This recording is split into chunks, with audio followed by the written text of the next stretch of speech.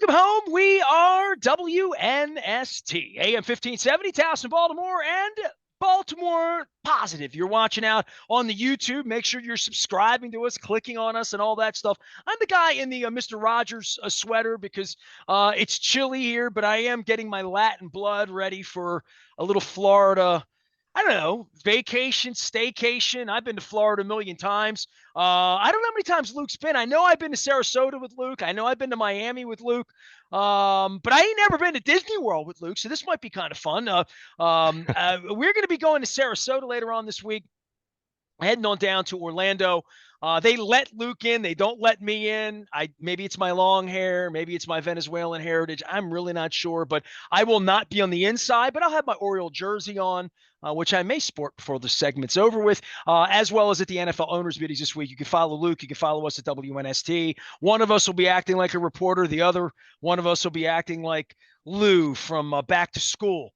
Driving Mr. Luke through Florida.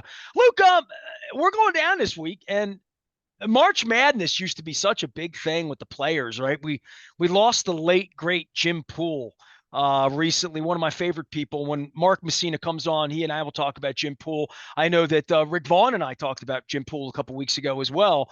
But Jim Poole was famous, along with Mike Messina, for handling the pool, the March Madness pool of the Orioles players. Boy, March Madness is like thumbs down this year for all of us. You and I used to get down to Sarasota and watch the Terps play. We'd make time on an evening and watch, to watch Suleiman or whoever it was, dribble for the Terps, or maybe even dribble Duke at some point. But we're going down to Sarasota, and it's a contending baseball team that you're going to be on the clubhouse with every day, with new ownership that I'm crossing my fingers that they're nice, sane, decent people who understand I want to cover the baseball team. And I'm tired of writing Peter Principles and releasing 18-year-old books on my dad and his love of baseball. You and I are going to go love some baseball this weekend. I'm going to put a ball cap on. I'm not going to cut my hair, but I will put it up under my ball cap and be proper. I'm getting to go to JetBlue Park. I've been to Fort Myers, but I ain't really never been to Fort Myers. I mean, like, we're going to spend the night. We're going to go drinking in Fort Myers. We're going to see what Fort Myers is made of on Thursday night, Luke. Well, there you go. And you mentioned we've been to Sarasota, but it's been 9 years. I went back and Whoa, looked. whoa, whoa, whoa, whoa, whoa, whoa, whoa! It's been 9 years since you and I were in Sarasota. It was 2015 when we went, and it was early. It was very early in spring training before the games had started, which is obviously, that's probably, all things being equal, that might be the most ideal time to go. And obviously that's right up against the end of the Super Bowl, end of the Well, I football can season. tell you that me But as a solo artist and us as a radio station probably did about 16 or 17 straight years of going to spring training. We always went in February, right? You get down there, everybody's loose. There's no buses here and there. right. It's a pain in the ass to show up now in the middle of it. It's really gruesome to show up at the end for veteran, when Will Clark's there and when Roberto Alomar's, it's different than I think it is for this bunch. I wish I had a press pass this week. I know you do. You know some of these cats. I can't wait to fly into this thing at some point, hopefully, fingers crossed, media pass crossed, to like fly into this, because this is an exciting thing for the city, for fans, for any guy named Aparici, for anybody who loves baseball. This is exciting, man. No question about it. And you've got a young group that potentially could get a little bit younger in terms of some of the prospects that you and I have talked about in some of our previous discussions. But, I think it's fun, in seeing the end of spring training, kind of just sniff things out a little bit, see where they stand. I mean, obviously guys are optimistic. I think players at this point in time, having talked to guys over the years where, I'm there for a workout the day before opening day at the ballpark, whatever. And, guys are ready. The guys are ready at this point in time, assuming, aside from guys that are dealing with a little bit of a health issue here or there. I mean, Mountcastle's a little banged up right now. Mullins was a little banged up. Obviously, we've talked about the pitchers who are dealing with, arm issues that are going to delay the start of their season. But for the most part, I think, guys have been down there for 5 weeks now.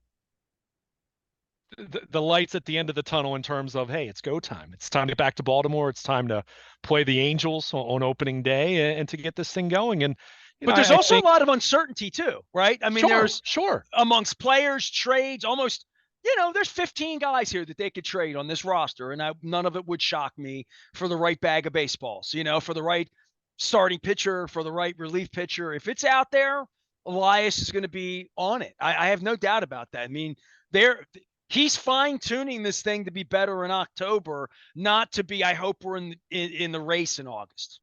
Yeah, yeah. I mean, I think that's fair. I mean, I think he's methodical, and however he does it, he tends to be methodical.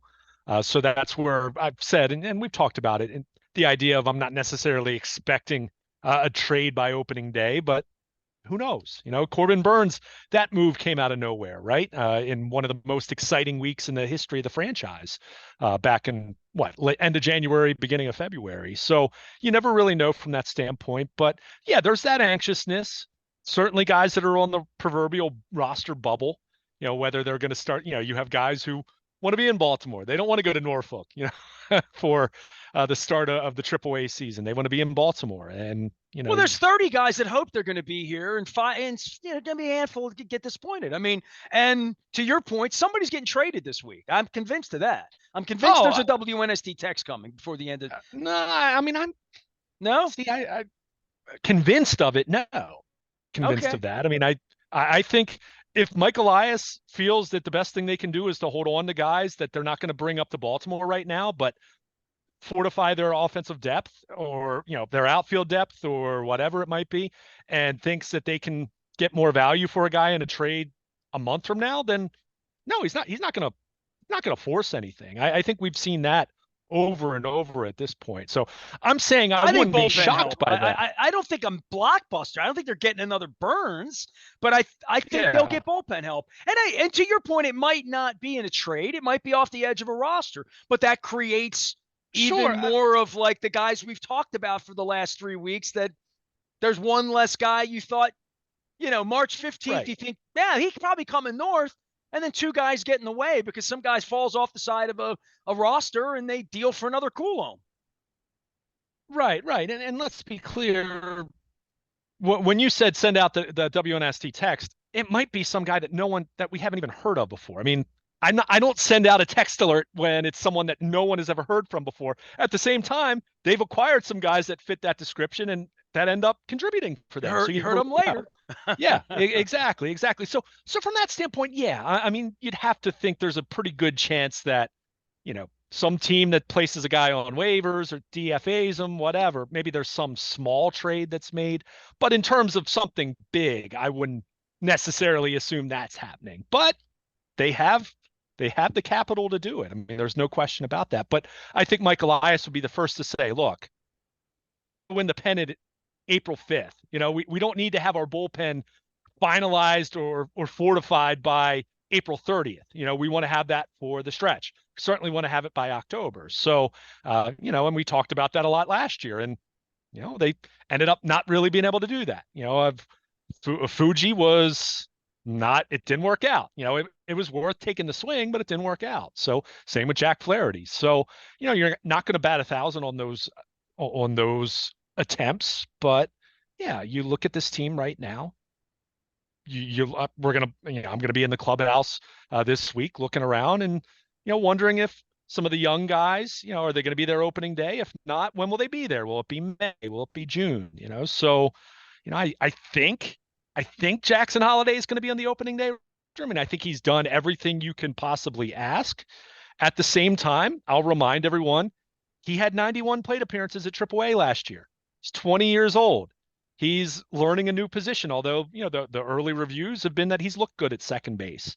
But if they deem them it being better for him to, I don't know, spend 3 or 4 weeks in Norfolk, who am I to argue with that? I mean, because we don't know for sure, in the same way that Gunnar Henderson struggled some early on last year and he was Rookie of the Year. So Jackson Holliday could get here May 1st and still win Rookie of the Year. So it's not as though opening day is the beginning. It's not a culmination. It's the beginning of 2024. And what the roster looks like on opening day surely is not what it's going to look like July 31st or October 1st. So, that's where you look at this thing, and you Mike Elias is deliberate. He's very deliberate in what he does. I think we know that by now. If there's anything we know about him as a general manager, it's that he's going to be methodical and deliberate. And yeah, he'll make a move when it makes sense, but he's not going to make a move just for the sake of making a move. So I think through that lens, being down there this week and looking at the guys that are going to play, that, okay, we know the veteran players. I mean, there's nothing that terribly exciting about that, but it's looking at a Kobe Mayo and saying, when's he going to be in Baltimore? Could it be May? Could it be June? Looking at, we've already talked about Jackson Holiday, but looking at some of the young pitchers, they've got some guys that are going to be in the AAA Norfolk rotation that could help them at some point, whether you're talking about a Povich, whether you're talking about a Chase McDermott, guys like that aren't going to be in the opening day rotation, but could factor in at some point down the line, or could be traded for something else. So, it's really a time period to kind of, one, just see some baseball in live and living color, and the excitement of knowing that opening day is right around the corner, but also, to kind of feel out what some of these guys, what they look like on the field, how they handle themselves in the clubhouse, all of that. And, I'll get an idea of that this week. No sweeping conclusions by any stretch of the imagination, but very much looking forward to, kind of seeing what the proverbial vibe is around the club as opening day is just about here. Well, it's a crowded bag, right? I mean, much like with the Ravens, every time Marlon Humphrey and Ronnie Stanley and Lamar Jackson come back from getting their ass kicked in the postseason, it gets saltier, it gets more tired, They've only got one, right? And there's all of this optimism. And for the young players, they got kicked in the teeth in Arlington, and it's a long, but that's all over with now. Now it's just, here we are. We're a new group. There's a lot of hope. There's a lot of optimism, but also, dude, a boatload of confidence that this team's really good, and showed it not just over the balance of last year, but over the balance of the last year and a half, and the expectations through the roof that, I don't know, quiet confidence. I don't know what it would be called, but quiet competence as well, because they look to be up to the part that right from the get-go this year, they should come out of the gate and be a above 500 team in the early weeks, and they shouldn't be 7-14 and limping through the end of April, right? I mean, there's zero chance of that happening in my mind, especially now that they fortified some of the pitching and they got a real starter and they're coming north with all of this. It's just a different level of expectation. But to see the young guys and dealing with that disappointment and shouldering that on to say, all right, 101 last year, 103 this year. Now, I know you're not going to say that. You'll say 101's really high bar, like 13 wins. We set a lot of bars here last year. And then we set a lot of bars for how disappointing it could be when it doesn't go well. And you hope the guys respond well to that. Yeah, I mean, and look, I'm not even going to, I'll disagree with you in saying there's no chance that they start 7-14. It's baseball. Over the course of a 162 game season, even really good teams go through stretches where they might go 7-14 over a 21 game stretch. Now, am I predicting that? Of course not. But I think it lends itself well to something that I'm going to be looking for, not this week specifically, but just in a general standpoint. And I think is a fair question for this team is they are in a different position now in terms of they're not going to sneak up on anyone anymore. I mean, last year, look, they were coming off of the really good second half in 2022, right? They were in the wild card race all the way until about the last 10 days of the regular season. I mean, it was a really impressive season, but there was still a sense at that point of, okay, that was good, but what about A, B, and C? What about these issues? You're still really young. What about the pitching? Going through the list. And then 101 wins later, they were the top team in the American League and had the number one seed in the playoffs before being swept by the Rangers. I think what's going to be key for this team now is how do you handle expectations, not so much from the media or fans, but for themselves. You know very well that this team had a lot to think about over the offseason in terms of being swept by the Rangers and having the 5-day layoff and how that impacted them. And having all these dreams of making a deep playoff run or going to the World Series, and it didn't work out that way. Hey, it happens, right? Ask the Dodgers about that. Ask the Braves about that the last couple of years, where they've been, you know, arguably the two best teams in baseball over the last 4 or 5 years, and we've seen how the postseason's gone for them at times. So it happens. But how does this team compartmentalize and get back in a mindset of handling their business, understanding that you can't make the playoffs in April? You can't make the playoffs in May. You have nothing you can do to change anything about how you play in October, in June or July, right? You have to focus on the task at hand. And that's a challenge for any club. And I remember famously talking about the Orioles of the Buck Showalter era, which was a much more veteran-laden club. We talked about it all the time about what? Their ability to compartmentalize, to not get too high or to get too low. They did a great job with this last year for a young team, especially. But it is different when you have expectations, when you're in a position where, and I get it, you look at Vegas. I mean, the Yankees are the favorite to be to win the AL East. I get that, but it's a team that's clearly not being picked to finish last, right?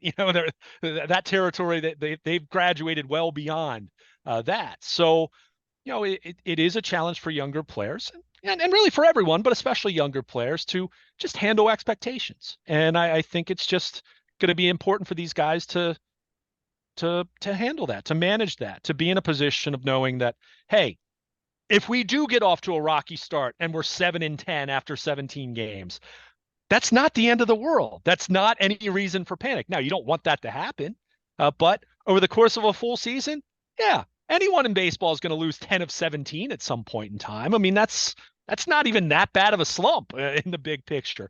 But if it happens in April, it's more magnified, right? Everyone's overreacting because we overreact in April. So it's just, it's just about the maturity of the club. And look, I'm not questioning that, but it's just what any team has to deal with. We talked about this some last year, and I think it's relevant just because of Mike Elias and Sig Mejdal. But you look back at the Astros. 2015 was the year they broke in as a wild card. Now, they didn't win 101 games like the Orioles did this past year, but what happened the following year?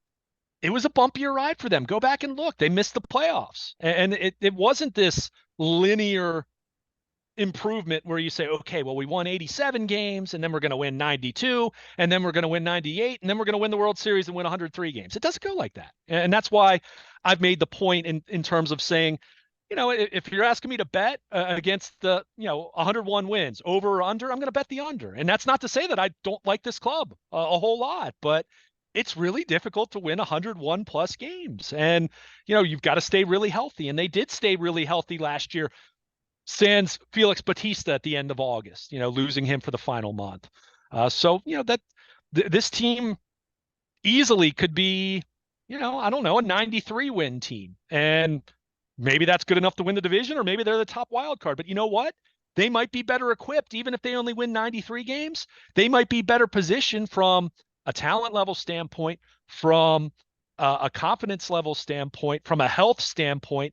They might be better equipped at that point to make a playoff run, better equipped than they were last October. So, you just don't know. You've got to be able to roll with the punches in a long season. I mean, you know that, Nestor. I mean, anyone who's a baseball fan understands that things aren't going to go your way. I mean, just like we were talking about a month and a half ago, we were talking about, oh my gosh, this team has Corbin Burns and Kyle Bradish as a 1-2 punch. And then we find out the first day of spring training, what? Kyle Bradish is dealing with elbow soreness. So we're not allowed to have good things around here, I mean, things aren't going to go perfectly. It's just that it's the nature of the beast. But the good news is, even understanding that, providing that caveat, they've got so much going for them that they have the ability to adjust. And one, they're really talented. I mean, they've got so many good young players. And two, they've got a general manager who has resources in terms of prospects. And again, like I said, hoping that they have some payroll flexibility if the right move presents itself, that they can add and augment, whether it's a signing, whether it's a trade later in the year, whatever it is, that they can improve, that they are in a position that if they have a need, that they can go out and address that need. So, it's this time of year, for me, the big question that no one can answer, because you have to just go out and do it, right? I mean, guys are going to say, yeah, we're not focusing on October, but your play has to reflect that. And I think for these guys, it's going to get back. They have to get back in a mindset of where they were last April through September, right? Because that's where you are. You're not playing postseason games in April. So they've got to get back to that. And if they do, and I think they will, then they'll be fine. And they're going to win a lot of baseball games this year. And whether it's 101 again, or whether it's, I don't know, 95, I fully expect them to be in the playoff race and making the playoffs and being back in the postseason and having another shot at it after the disappointment of last year. But you've got to handle your business. You've got a long, long way to go until we're talking about playoff seeding and all that. So again, that's the challenge, I think, for a young club that privately, Brandon Hyde and Mike Elias and the coaching staff, they're just they're curious. They're intrigued to see how these guys are going to handle the fact that now you have all these expectations. There's no longer going to be questions about, oh, wow, isn't this fun? I mean, you guys were in last place 2 years ago, and now you're winning 101 games. That's not going to be the line of questioning anymore. The line of questioning now is, how'd you blow the how game are you in playing the in the moment? Yeah, I mean, it's going to be much more on the present and where you're heading, not, hey, this is way better than it was a year or two ago. Now it's more so, hey, you're a big boy now. And by the way, these guys should embrace that. That's a compliment to them. They're not going to be graded on a curve anymore. And that's a credit to all the work they put in. But until you see a team handle that, it's at least a fair question. And it's not a concern, it's a question. And well, we'll see how they start handling it come next week and getting into the meat of the season. We are going down to Sarasota. We're doing a little baseball. Luke Jones joining us here. We are also going to be doing some football. The owners' meetings are going on. Will there be a Papal sighting? Will there be purple plumes of smoke flying over the Four Seasons that Steve Bisciotti will appear, answer questions? And this is where the unseemliness of having a wide receiver getting checked out for off-season shenanigans and not nearly the problems they have with Tariq Hill right now down in Miami, only again. But, this is where owners kind of hide, and you're going to the owners' meetings for the first time. Just some thoughts on all that. Harbaugh's going to have his breakfast before it's all over with next week as well. We're going down for double duty. I used to do this for professionally. The owners' meetings for the NFL, it's just there's never an off minute, right? There's never a nanosecond where it's down. And I don't know what the biggest questions for them are. I think part of it is the business of streaming and the business for baseball too. Bill Cole and I talked about, we're talking about Rubenstein fixing the team and all that. Baseball's got fundamental issues with how the game's being presented that the new Orioles ownership's going to inherit. But meanwhile, we get these 32 fat cats that just money flying everywhere for the football owners. And I don't know what their big questions are or what we always had a guy die on the field last year, right? So last owners meetings was a different, there were different tones and all of that. I don't know what's important to them anymore. Obviously, these international games are going to play a game in Brazil this year and making money and money and more money. But really, the presentation of the game is the thing I'm interested in, because this is where all that sort of gets hashed out. And Amazon comes over the hill and says, we're going to start putting Saturday night playoff games on Peacock.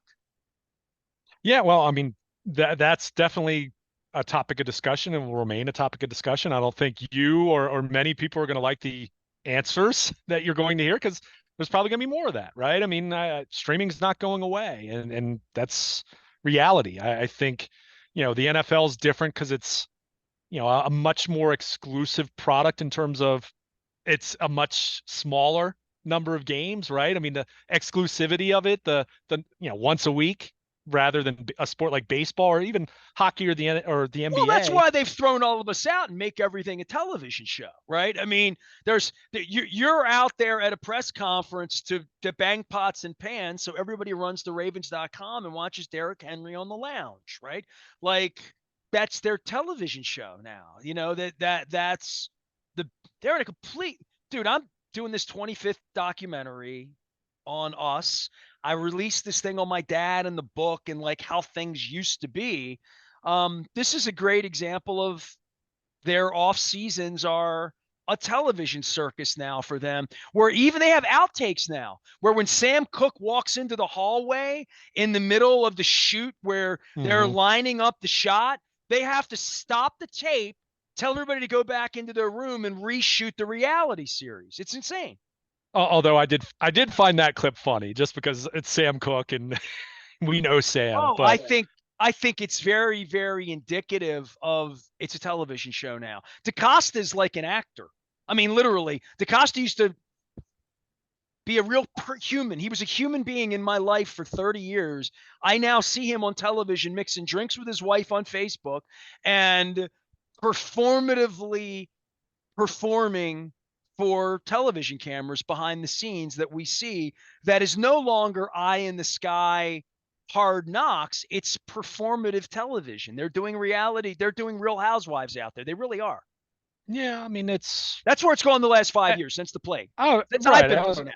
Yeah. and it was even trending that way before then. I mean, for when you talk about team websites, state-run media, so to speak, um, Well, the worst it's part is just reading the social media, just the nonstop fan uppery of it all. Like the yeah, self-congrat every day there's 5 platitudes for how great they are and the best. And it's just it's sophomoric for me, for my tastes, for my media taste, and for my fan taste. It's even over the top for Nasty Nestor dressed in purple and camo in the front row of the upper deck.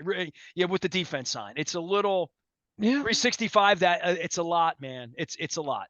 Well, yeah. I mean, but they also have plenty of social media numbers that would tell you that that works for them. I mean, look, I agree. I don't disagree with what you just said, but there are lots of people that eat it up, and the numbers kind of reflect that and support that. So, I mean, it's,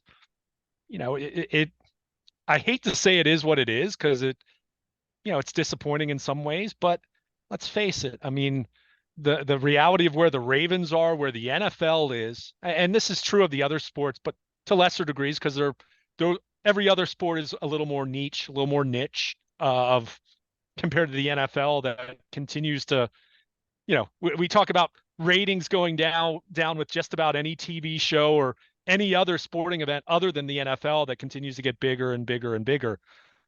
Even, or at the very least stays the same. Not they might conflate the numbers or streaming versus actual television, Nielsen ratings, but people are watching it, right? Everyone watches it. The biggest sport in America is the NFL. Second biggest is the NFL offseason. It's just the truth, whether we like it or not. I mean, it's how it is. And the owners' meetings. I mean, I have not gotten a sense that Steve Bisciotti's going to talk. And Man, we've really I lowered the I bar. think You the know what I mean? Like this isn't about me getting thrown out or Chad Steele being Chad Steele. sure, This is really they have really purposely lowered the bar at every yeah, level for how fans are treated. And I really hope David Rubenstein comes in and sees this. And if I ever made real contact with him, if I get an hour or two, a lunch, or this or that, man, I tell him, what my eyes have seen, mine eyes have seen, and I've written about it and I talk about it on a daily basis. I mean, Lock and Four is off the reservation over there, right? Like, I mean, a legitimate journalist who did his whole life doing this work, not only kowtowing and working for Angelos last summer, but being misled by the team on purpose to make an ass of him, throwing me out to make an ass of me, having me drive you around like Lou from back to school so we can have a Chad Steele approved representative inside the owners meetings. I mean, it's trash and it should be below their their um their dignity to behave in this fashion. But this is cool, and this is the week they all get together at the pool, billionaires and multimillionaires and 100 millionaires like Harbaugh, and they all sit around the pool. When we talk about Ronnie Stanley's made $100 million. Why don't any of these people need anything other than their own internal pravda, which is where it's gone. And I don't think it's that way everywhere. I think they wish it were that way everywhere. I think there's places where they're trying to build the Los Angeles Chargers. Nobody cares. You know what I mean? They have franchises that are so off the radar that they can't get oxygen. Same thing with baseball. We're going down to Tampa. There's 15 teams running around down there, and nobody cares about the home team. So there really is, uh, you know, uh, and we talk. I mean, dude, it's March Madness week. You get a bracket? Neither does anybody else. You right? I mean, like, Well, I mean, because if we're going to transition, and look, I didn't have a whole you lot can of, bet on it now if you want, like well, literally.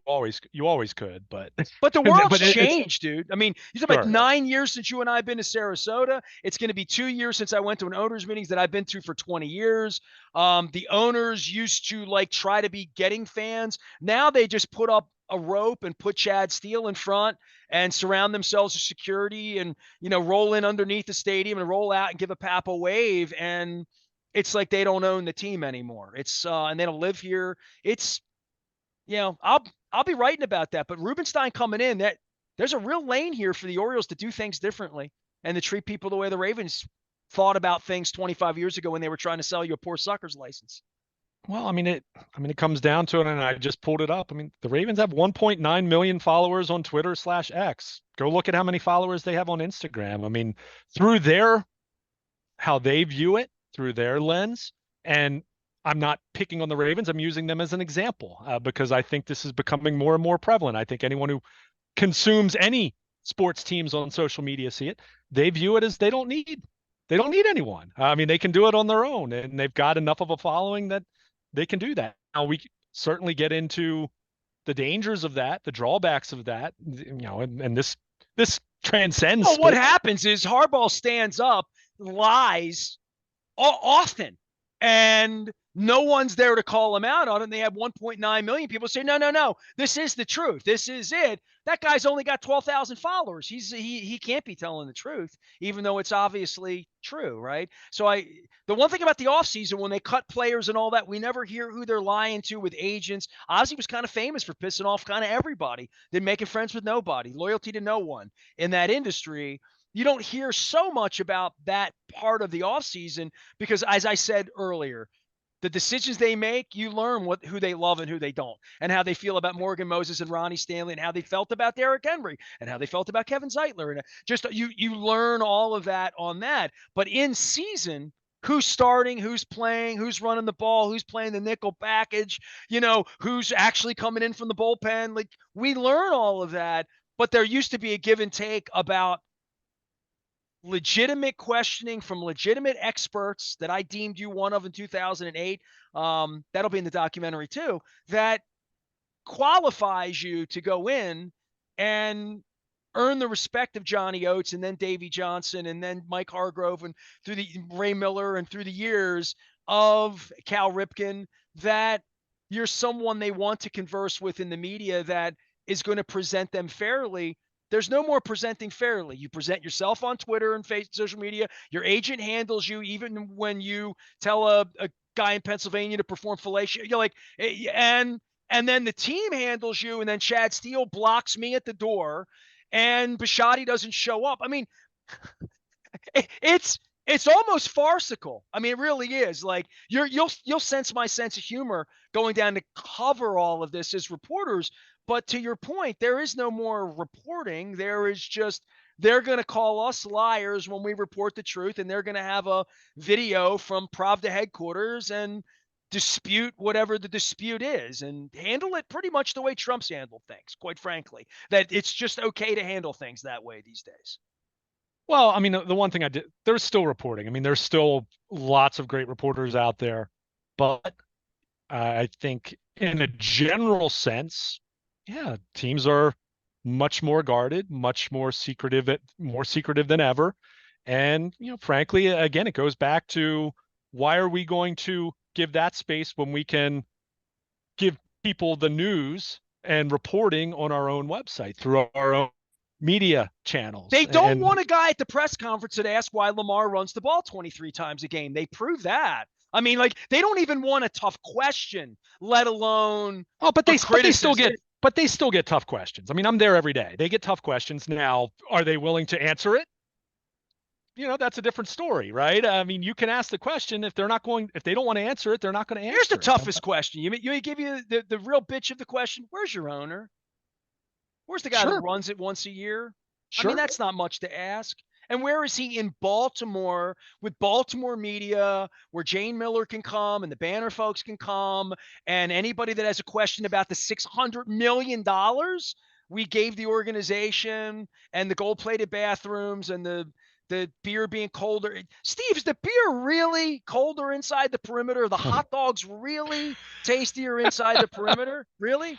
I mean, Yeah. your organization came out and fronted that after we gave you $600 million and you're hiding in Bimini. I mean, it's insane. I mean, really, from where I came from trying to get a team here 30 years ago, and from the beginning of I'm buying the team, I'm here, we're accountable, we're a community, or like all of that, to Chad Steele's behavior, I, I, I just, I can only comment on it with facts. I have nothing else to facts, history, words, deeds, pictures, video, evidence. That's all I come at it with, dude.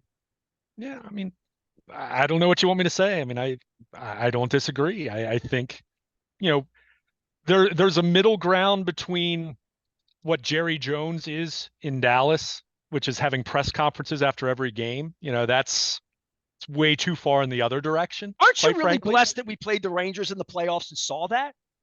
Yeah. Oh, I mean, literally, you and I went to the Star in it's Dallas wild. on a full tour with an Mhm. insider, and can I still can't get over it. And I thought the scuffle a couple weeks ago was it on the t-shirt guy show? What's it? The ESPN guy McAfee? Was it not like a topic amongst Cowboys players saying they're in Houston, they're soft over there or whatever? And I thought to myself, these guys have so much money and so much that they can build that for football team. I mean, and I tell anybody that's never been there, you don't have to be a Cowboy fan to go there to see what a circus it is. And maybe why they don't win to some degree. Maybe. Well, I mean, John Harbaugh would come and look at that and say, I can't win like that. So some football people would look at that and literally say, that's not a great, it's not an ideal situation in the way that Harbaugh said, running around with water coolers in a gym out in Westminster is not really getting us ready for the football season. Sleeping on bad beds, not really preparing us. right, right. But to go back to the point I was trying to make, there's Jerry Jones who's talking after every single football game and calling into a station in Dallas every week. Look, does Steve Bisciotti need to do that? Should he do that? I would say no. I think there's too much of a good thing on that front that is detrimental to your own organization and your own operation. But at the same time, I'm not going to sit here and say that I think it's a good thing that Steve Bisciotti doesn't hold an annual State of the Ravens press conference anymore. I think it's not just talking to the media; it's talking to the fans. Forget about the media guys. Talk to the fans Dude, in show that your way. face. So, and look, it doesn't sound like he's going to talk at the owners' meetings from what I hear. And I think there's probably, and look, I don't know this for certain, there's probably a thought to, you think about the last few times that he's spoken, a couple years ago, it was calling out the Haslams and, comments that were made about Lamar's contract situation at that point that probably did not go over well. Certainly probably didn't go over well with the Browns in the league. Didn't go over well with Lamar and his camp in terms of trying to get a contract. Go back to 6 years ago when he was asked about Joe Flacco's, the heir apparent, drafting a replacement for him, a successor, and his comment was famously, "We have bigger fish to fry," and then they drafted Lamar 2 months later. So he would probably tell you why, and I'm not excusing this, but this is the thinking that I would guess, is he would probably tell you, when I talk, I either get myself in trouble with some of those things, or things get twisted around or taken out of context, whatever. Now, do I think that that's valid? No. Personally, I would say that that's a really lame excuse. But I'm guessing that's probably what the mindset is. And they would say, You made it fun of doesn't, me the last time. You and they twisted would, my word. I mean, come on, dude. I'm, Come on, man. I've been doing this my whole life. Stop that ish. I'm Stop not, with that. I'm Like not defending that. I'm just saying that's probably what the mindset is there. So look, at the end of the day, the 32 owners run the league. Roger Goodell's not going to make Well, that's my point. Like, Steve has admired Jerry from afar and thinks Jerry's off the reservation with a lot of things Jerry does in regard to the media and opening his mouth and larger than life. But that's what's made the Cowboys the Cowboys. And that's what's made, honestly, the Ravens shrink in our community while still throwing off so much money. This is where it got sideways with Angelos. And when I write to Steve, maybe soon, maybe I'll have a little extra time on my hands this week under a palm tree while you're inside the locker room and I'm outside. Give me a little time to write. I would just say for Steve, he's made so much money off this. This has been the greatest investment of his life, right? Like, he made the first couple $100 million, and then this thing has been the thing that's just been money falling off the tree. He doesn't have to do anything well or anything poorly. It's got Chad Steele as his brand manager. Chad Steele's the one he listens to that says, "Stay in Bimini. We don't need you. Count your money. We don't need you.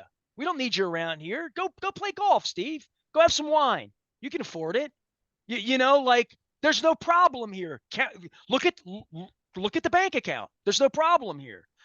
Look at the seats, Steve. Look at the potentiality of this." Well, you don't care about potentiality.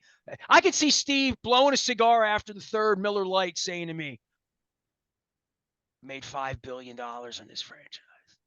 $5 billion. I haven't done anything wrong." Okay. I mean, who am I to argue? I mean, like, how could anybody argue? Because he doesn't have to do anything.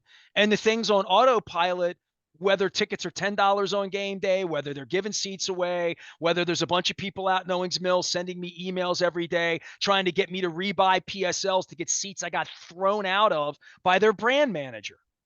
So I would just say this is the point where they won 13 games. Lamar's the quarterback. Hocus pocus. They got Derrick Henry. Hocus pocus. They have the 30th draft pick. Hocus pocus. There was no Zay Flowers. The cop said nothing happened there. Hocus pocus. Hey, let's go to Ravens.com. We have a feature on Rashad Bateman. The team really loves him. Let's get him on the lounge. Like, if you don't put pressure on him this week during the owners' meetings when he's supposed to speak and supposed to show up, and they're supposed to let real reporters in that they let in for 20 years, then there is no pressure. But the pressure comes when there's a new owner coming on the baseball side who's might not be a jackass. He might be a right guy. He might be in front of this thing. He might be out shaking hands and saying, "I want you to come back to the team, and I want you to forgive the sins of the creep that owned the team the last day, and the creepier kid that I bought the team from after 30 years of not caring about the fans at all. Football team doesn't care about you. The owner doesn't show up." So there is a point where the tectonic plate shifted, and David Modell dude, how did the bee get on their helmet? I was around for all of that. I mean, David Modell walked the streets of Baltimore 96, 97, 98 and smelled the arrogance of the Angelos family. So did David Cope, who worked inside of there. So did Baker Koppelman, who used to be my friend. So did Roy Summerall. All these people worked in the Orioles. They worked for the Ravens, and they went out on the streets and won over the community with roost and fans and corrals and angered the NFL people. A lot of really pissed off people didn't want to come back to the NFL at all. And the baseball team has a chance. I mean, this is a real tectonic plate shift. And the difference is this particular football owner isn't Art Modell, didn't come here broke trying to figure out things for the next generation and sell purple Barney outfits. The football owner is so fat on his own arrogance and wealth hanging out in Florida that he can just do whatever he wants to do. And it doesn't matter whether people come or not. We just gave him $600 million to build gold-plated bathrooms that most of the great unwashed will never use or see. And they still can't sell tickets in a year when they have the greatest player in the sport, MVP, best team on the planet. And there was no furor to run to the ballpark this year. And I don't see any furor to run back. There's no waiting list on season tickets. Not that that's an old school way of thinking about things, but I would think Rubenstein's coming in and saying, "What's our season ticket list? How do we get more people in here all the time? How do we make it a festival? How do we make it a club? How do we make it a place you can't not come?" Because they're going to start thinking about things differently with the baseball team. They are. Like, new stuff's coming down the line. And the football team owner just a meatballs line from Bill Murray. It just doesn't matter. It just doesn't matter whether he shows up Monday or not. It doesn't matter. But part of that, and look, I don't disagree with a lot of what That's the you're truth saying. of the arrogance. Yeah. But they've also been very successful and have continued to be very successful. Then come off your cap and take some tough questions. But this goes back to what I was saying a few minutes ago. I mean, there's no incentive to do that.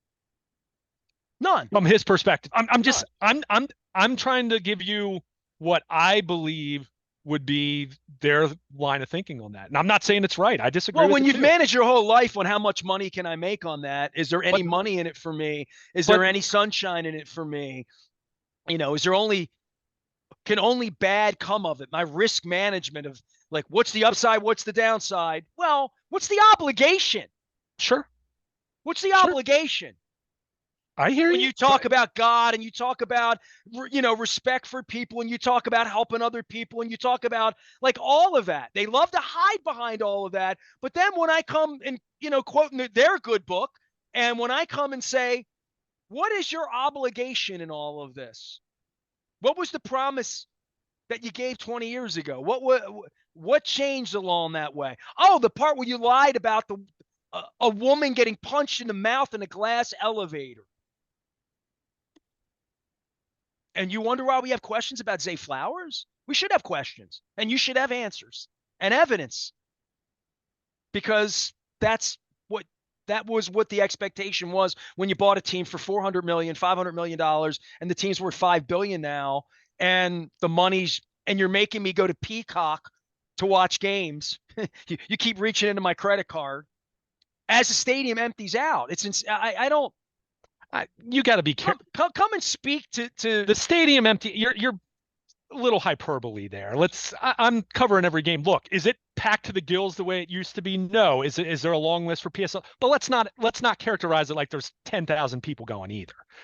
Their attendance. There's 10,000 people not going most weeks. But relative to the rest of the league, I don't think that they're in a crisis mode. Well, then the league should answer to that. Everybody, when we were down there this week, you're going to make smaller stadiums. Everyone's making money. Answer, which is smaller stadiums, right? Literally.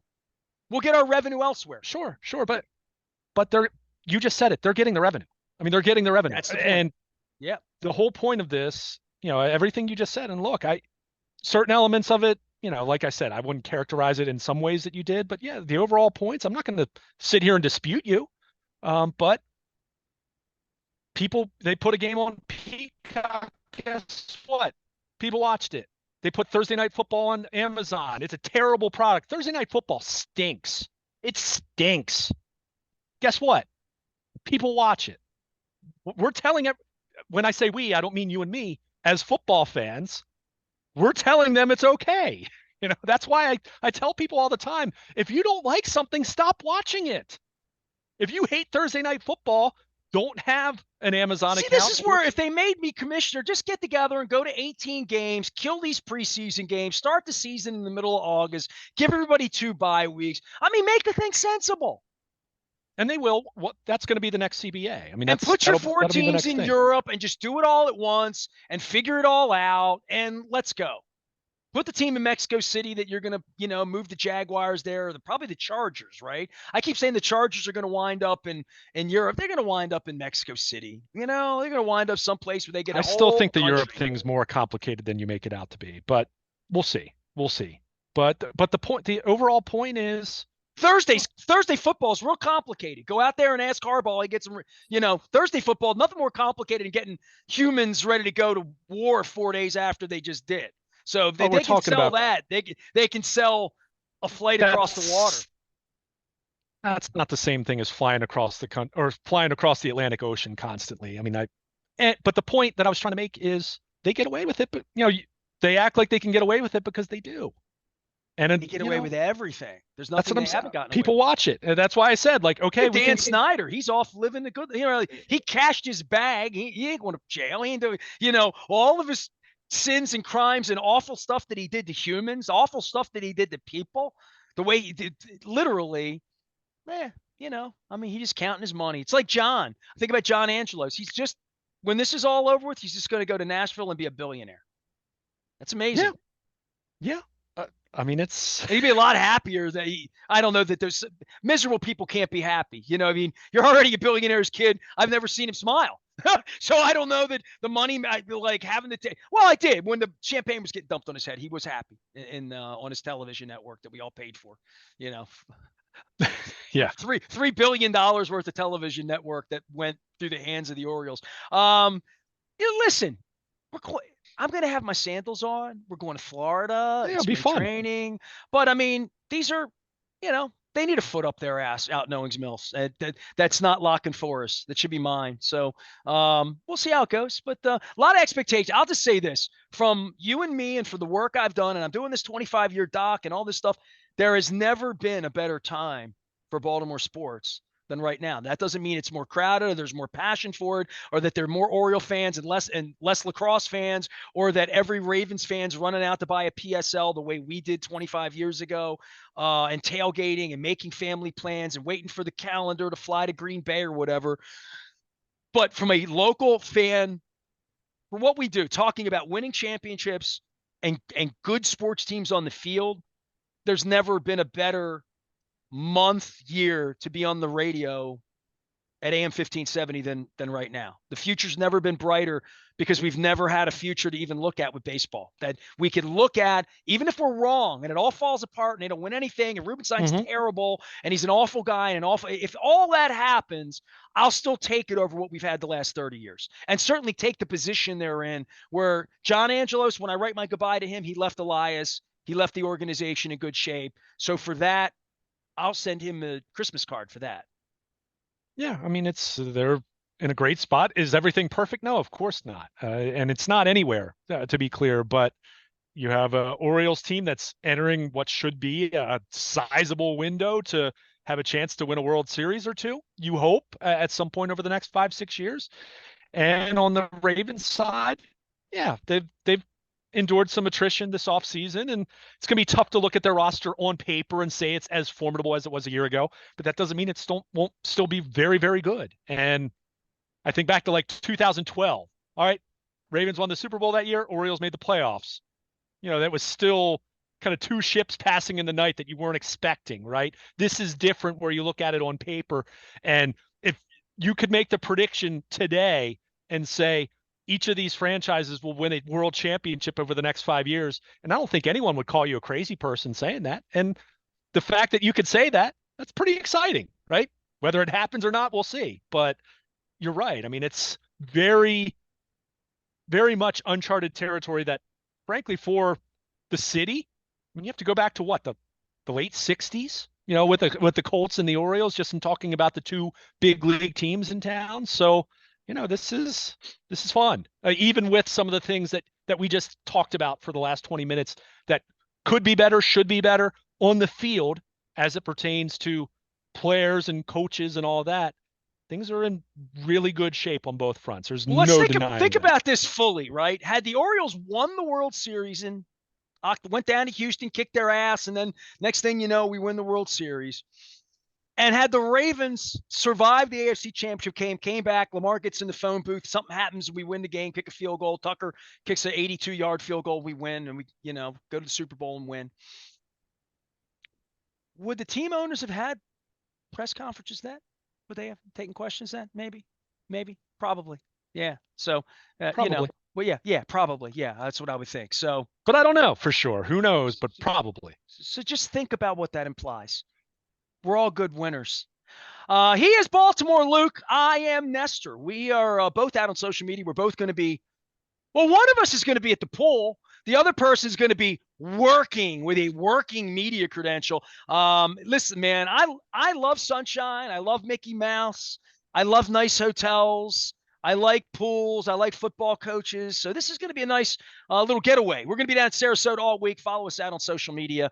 Follow him at Baltimore Luke. Follow us at WNST. And certainly follow us anywhere you do as we prepare for opening day and the best year of sports ever. We are WNST, AM 1570, Towson, Baltimore. And we never stop talking Lancelot Link, Secret Chimp, and Baltimore Positive. You can Google that.